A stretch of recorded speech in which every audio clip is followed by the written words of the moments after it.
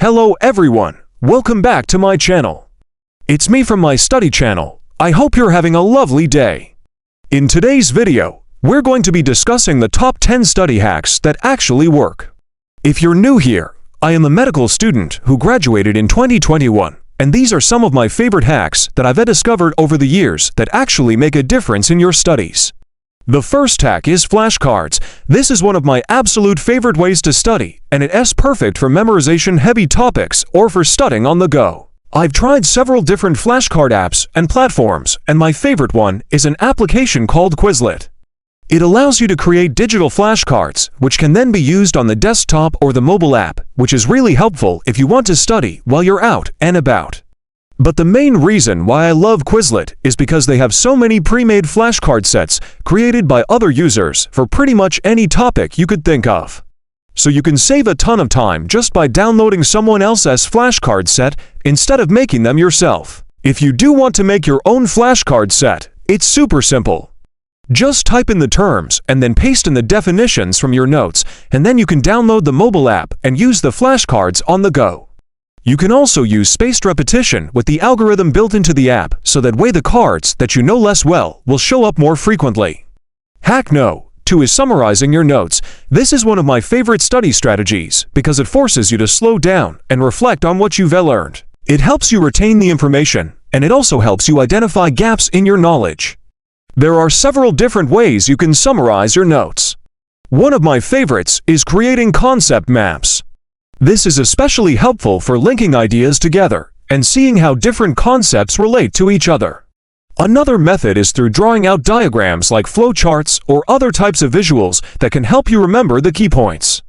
And then, of course, there is always traditional note-taking methods like rewriting your notes or using Cornell notes. The point is just to engage with the material in a more active way rather than passively highlighting your notes. Hack No. 3 is past papers.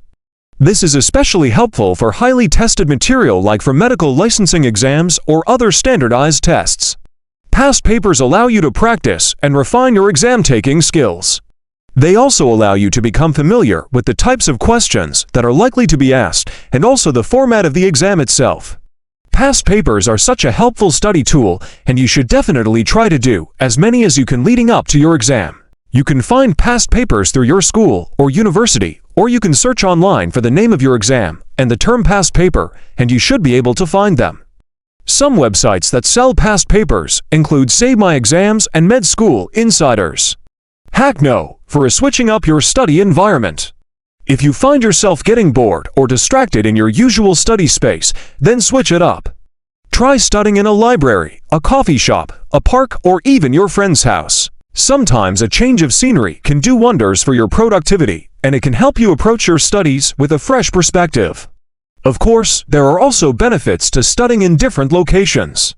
For example, libraries are great for quiet, focused work, while coffee shops or parks can be great for more creative brainstorming. Changing up your environment can also help combat mental fatigue, and it can help you stay motivated. After all, it's always nice to look forward to a change of scenery.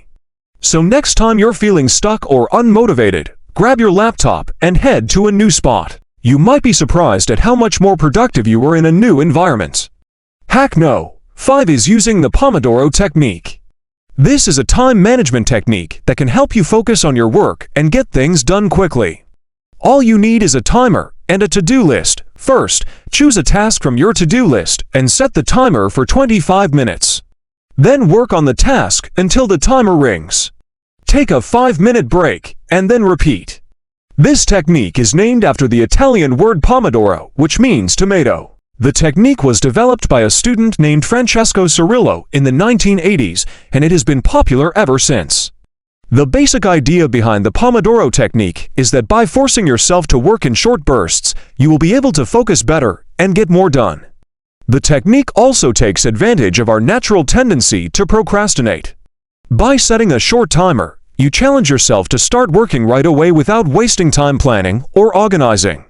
In addition, the regular breaks help to prevent burnout and keep you motivated. So if you're looking for a simple yet effective way to improve your focus and productivity, give the Pomodoro technique a try. Hack No. 6 is batch tasking. Batch tasking is a time management strategy that involves grouping similar tasks together and completing them in one sitting. For example, instead of checking your email throughout the day, set aside specific times to check your email and respond to any messages. Or instead of running to the store multiple times during the week, make a list of everything you need and then go to the store once to buy everything at once. Batch tasking is a great way to improve efficiency and reduce distractions. By focusing on one task at a time, you can avoid the overhead of switching between tasks and can make the most of your time. In addition, batch tasking can help you develop a sense of rhythm and momentum. Once you get into a groove of working on a particular type of task, you'll be able to complete them quickly and easily. Hack No. 7 is scheduling your study sessions.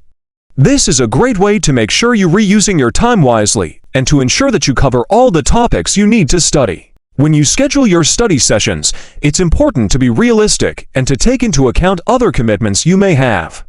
However, having a plan in place can help you stay on track and make the most of your study time. There are a number of different ways you can schedule your study sessions. You could use a calendar or planner, an online tool, or a mobile app. The most important thing is to find a system that works for you and that you're actually going to use. Once you have your schedule in place, it's important to stick to it as much as possible. Of course, there may be times when you need to make changes, but try to avoid being too flexible with your schedule. Otherwise, you may find yourself constantly falling behind. Hack No. 8 is actively recalling. Actively recalling is a powerful study technique that can help you learn and remember information more effectively. Instead of simply rereading your notes, actively trying to recall information can help you better understand and retain the material. One way to actively recall is through practice problems. By attempting to solve problems, you're forced to apply the information you've learned and identify any gaps in your understanding. Another effective way to actively recall is through self-testing. This can be done through flashcards, practice exams, or simply by asking yourself questions from your notes. By testing yourself, you're able to gauge your progress and pinpoint areas that need more attention. Hack No. 9 is breaking down complex topics. Breaking down complex topics into smaller, more manageable chunks is a very effective study strategy. It is a great way to make sure you fully understand the material, and it can also help you memorize large amounts of information. There are a few different ways you can go about doing this. One is through mind mapping. This is a great way to visualize the relationships between different concepts. Another approach is through creating tables or charts. This can be helpful for organizing information and seeing the big picture. No matter what method you use, the key is to break down the material in a way that makes sense to you. This will make it much easier to understand and remember the information. And finally, hack number 10 is to reward yourself. This is an important part of staying motivated and on track with your studies. When you reward yourself for completing tasks or reaching milestones, you're reinforcing positive behaviors and making study time more enjoyable. The key is to find rewards that are meaningful to you. Some common rewards include taking a break to do something you enjoy, like watching a TV show or going out with friends. Others prefer to treat themselves to something tangible, like a new book or a night out. Whatever your preference, it's important to choose rewards that you look forward to. This will make it easier to stay motivated and on track. In addition to providing a much-needed boost of morale, rewards can also help you stay accountable. Knowing that there's a reward waiting for you at the end of a study session can help you push through tough material or long stretches of work. Ultimately, rewards are an essential part of staying motivated and achieving success in your studies. If you found this video helpful, please let me know in the comments below. I hope you enjoyed the video, and I'll see you in the next one.